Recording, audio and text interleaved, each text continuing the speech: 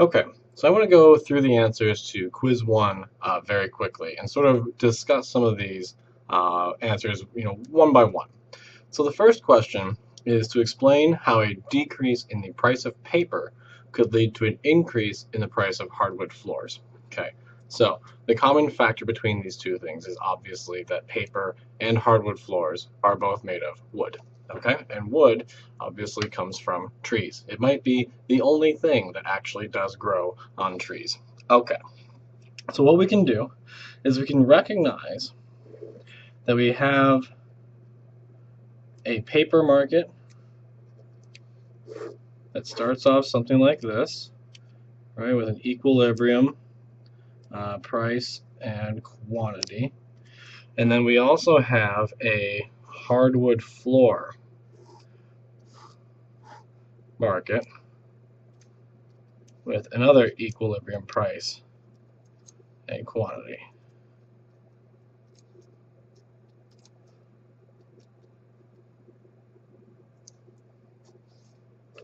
Okay, so they start off in equilibrium, both markets, and what we know is that the price of paper falls.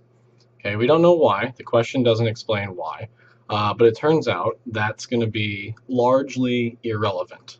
Okay, so what are the two ways that we can get price to fall in the paper market? Well, one way is to have demand decrease. If demand decreases, the new equilibrium will be somewhere down here. Okay, so let's start with that one. So this will be potential answer number one. And there's lots of them, so look at your own individual comments. You should be able to see them. If you can't, shoot me an email, and I'll try to something else to make it available. But I think you should be able to see my comments. So the first answer, right, we can get the price to decrease if demand decreases. Okay, so maybe we found something new. My answer, he says, like, oh, well, what if tablets become really cheap, or ebooks, right? Well, if those become really cheap, then like the primary use of paper for books goes away. Demand for paper would decrease, right? Because people are buying less books, and as a result, book publishers need less paper, et cetera, et cetera. Now, how can this affect the flooring market? Well, one way is to recognize that to make paper requires trees, right? So we're going to start there. And if that's true, and if we use the same tree we use the same tree for both paper and floor, it could be the case that this decrease in the demand for paper reduces the number of trees that the logging company will cut down. If that's true, then the supply of floor would actually decrease because now wood is more expensive because less of it is being produced. So the cost of an input goes up, right, which means the supply shifts to the left, and as a result, we have a higher price for hardwood floors. Okay, so that's one possible answer. Admittedly, a difficult one, a stretch of one. Okay, but a lot of you identified a different answer, which is perfectly fine. So this is the one that came to mind to me right away, but no worries. Okay, another possible answer. Right, we start off in equilibrium again. Same markets, paper and wood, or hardwood floor rather.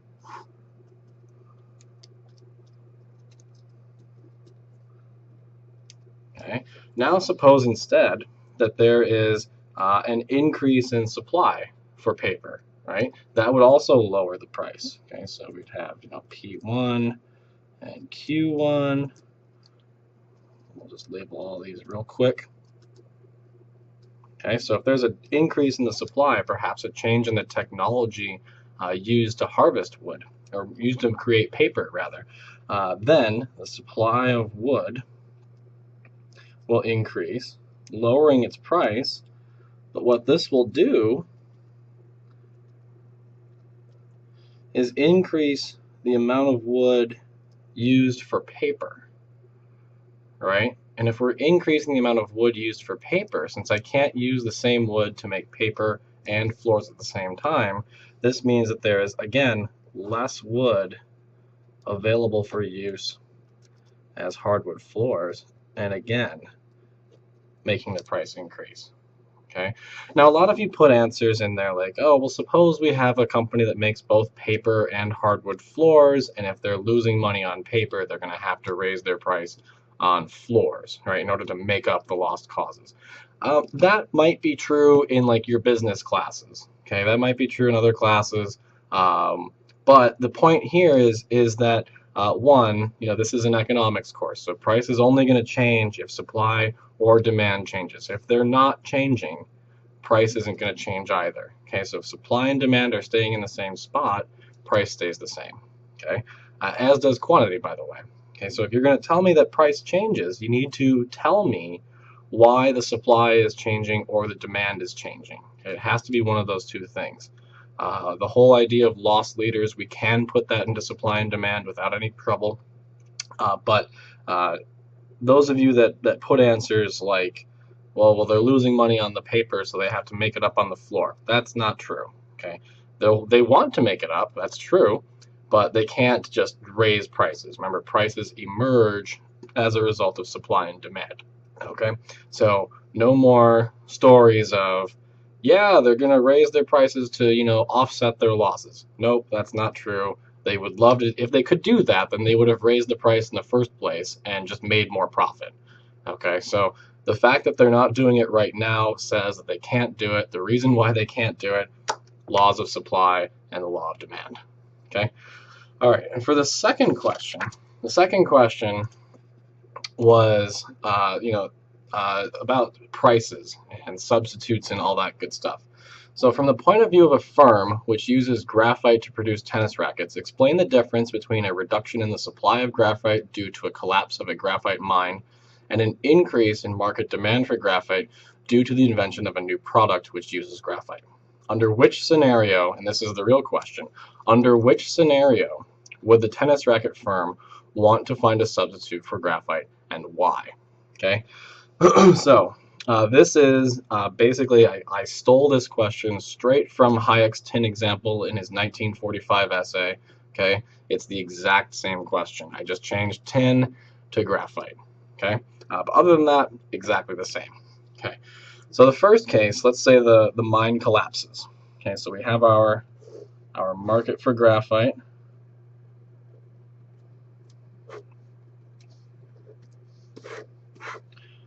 All right, and as all of you guys correctly identified, the mine collapsing would be an inward shift of the supply curve for graphite. All right, it goes that way. This leads to higher prices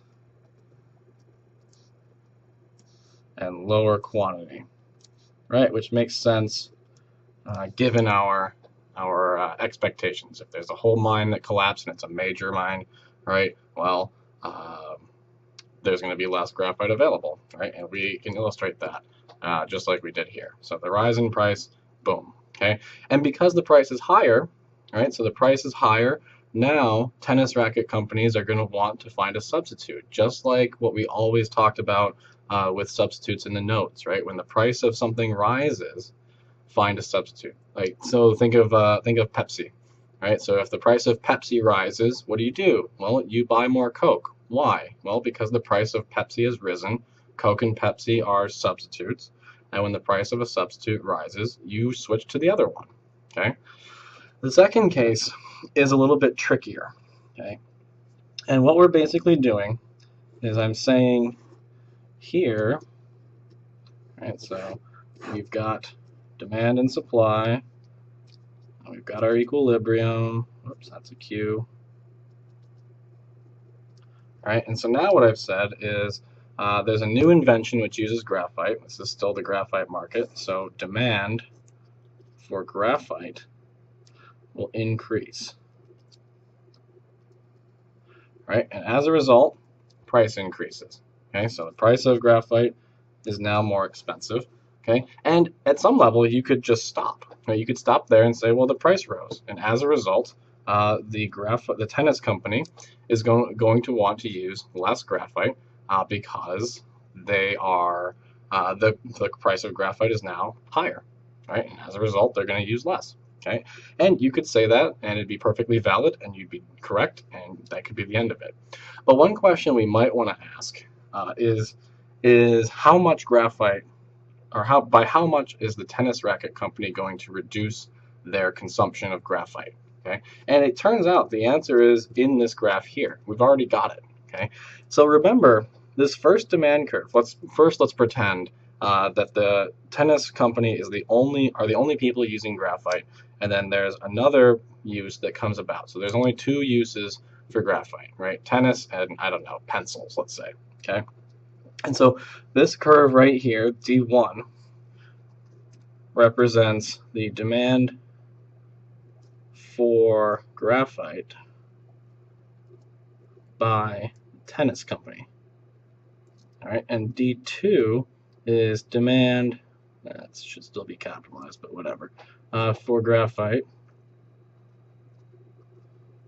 by tennis and pencils, for example. Okay, so this is the demand curve for both of them. This is the demand curve for only one of them. Okay, and so now we know the price has risen, and so we want to know what are the tennis people going to do? Well, we know they're going to consume less. So what we can do is actually come straight across from the new price, and where it hits the old equilibrium, or the old demand curve, sorry, drop straight down, and this will give us Q3, where Q3 equals the amount used by tennis, and Q2 minus Q3 equals amount used by pencils. Right, so from this simple graph right here, we actually know a whole lot. Okay, we can tell exactly how much graphite is going to go towards the production of tennis rackets, right? That's this much here. All right, and then we also know exactly how much graphite is going to be used for pencils, and that would be, you know, this amount here, right? And so we can learn a lot, but the point here, right, is that in both cases, the price of graphite rose. Here the price of graphite rose because there was a reduction in supply, and here the price of graphite rose because there was the rise of an alternative use, right? But in both cases the price of graphite rose, and as a result the tennis company is going to want to find substitutes in both cases. Okay, so from the point of view of the firm, there's really no difference between these, right? The firm only cares about the price. That's all they care about. That's the only consideration they make. And so from their perspective, it doesn't matter. They're going to use less in both cases. And note, if you look closely, it's almost like I drew it exactly the same, right? It's almost as if this reduction in the supply of graphite, or the quantity of graphite used, is the same as this reduction down here, which is kind of interesting. It's pure accident on my part, but it looks the same, right?